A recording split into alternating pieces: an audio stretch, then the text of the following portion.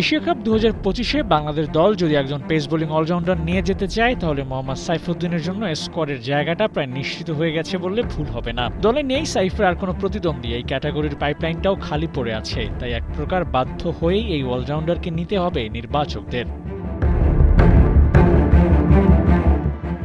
বাংলাদেশ টিমে স্পিনিং অলরাউন্ডারদের ছোটখাটো একটা রেস চলে। উইকেট বিবেচনায় কে খেলবেন তা নিয়েও থাকে আলোচনা, কিন্তু সাইফ একমাত্র অলরাউন্ডার যার কোনো বিকল্প নির্বাচকদের হাতে এখন পর্যন্ত নেই।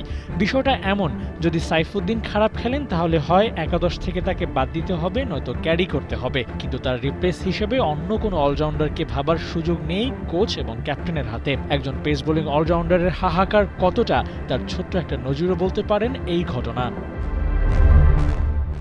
তবে বিসিবি যে চেষ্টা করেনি এমনটাও বলা যায় না। তানজিম হাসান সাকিবকে টেল এন্ডে ব্যাট করার যথেষ্ট সুযোগ করে দিয়েছিল। সাকিব নিজের সর্বোচ্চটা দিয়ে চেষ্টা করে কিছু ক্ষেত্রে সফলও হয়েছেন, কিন্তু পারফেক্ট একজন অলরাউন্ডারের চাহিদা মেটাতে পারেননি এই পেসার। টপ এন্ড টি-20 খেলা মুশফিক হাসান, জুয়েল মিয়াদের দিকেও নজর ছিল। যদি কেউ প্রত্যাশা মেটাতে পারেন তাহলে তাদের জন্য এশিয়া কাপের দরজা খোলা হবে, কিন্তু দিন শেষে তারাও ব্যর্থতার শেকলে বন্দী। তাই বাধ্য হয়েই ফিরতে হবে মোহাম্মদ সাইফুদ্দিনের কাছে। এশিয়া কাপে একজন পেস বোলিং অলরাউন্ডার বোধহয় নিয়ে যেতেই হবে লিটনদের। প্রায় প্রতিটা দলই এমন একজনকে রাখে যে জোরে বল করার পাশাপাশি ব্যাটিংটাও ভালো করতে পারেন। তাতে একজন করে বোলার আর ব্যাটার বেশি পাওয়া যায়। এর সবচেয়ে বড় উদাহরণ বোধহয় আফগানিস্তানের আজমাতুল্লাহ উমারজাই।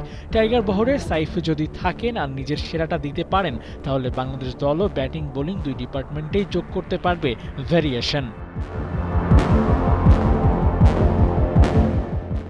আবু নাইম, ৭১।